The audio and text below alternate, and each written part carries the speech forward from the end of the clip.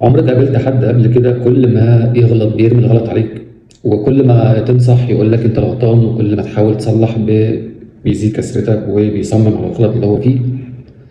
الناس دول بقى في ناس كتير في الوقت المستحدث بيسموهم النرجسيين. بس الحقيقة النفس اللي فيهم هي شبه المنافقين اللي ربنا اتكلم عنهم في القرآن ومن آلاف السنين. مش كل منافق بيبقى لابس قناع دين، او في منافقين بيبقوا لابسين قناع حب، قناع اهتمام، قناع لطف. كلهم وجوه هم كلهم لنفس الطبع او الطبعه اللي هي فيها قسوه وظلم وفساد واستغلال في بعض الاحيان.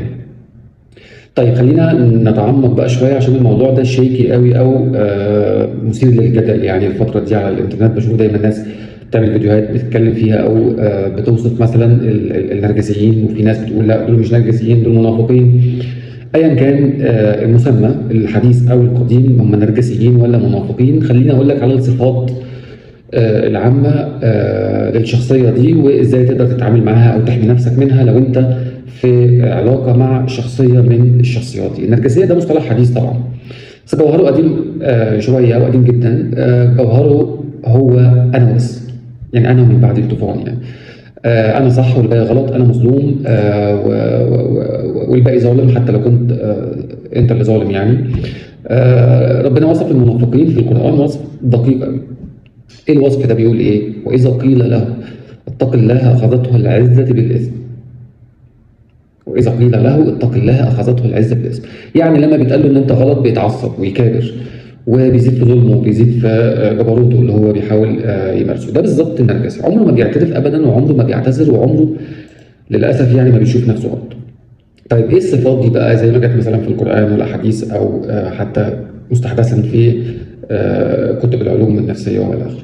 بص يا سيدي، اول حاجه هو بيفسد ويقول انا مصلح. يعني هو بيبوظ كل شيء وفاسد حقيقي، وبيقول لك لا ده انا مصلح او انا متدين او انا شيخ، او تلاقيه بيعمل اللي بيعمله ومن الناس اللي بتحط الستيتس بتاعتها او على بوست تاني يوم ايات قرانيه ونصايح دينيه واحاديث وما الى اخره. واذا قيل لهم لا تفسدوا في الارض قالوا انما نحن مصلحون الا انهم هم المفسدون.